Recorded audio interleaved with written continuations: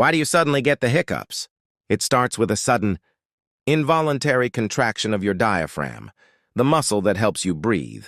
When the diaphragm suddenly contracts, air rushes into your lungs. Almost immediately, your vocal cords snap shut, creating that famous hic sound.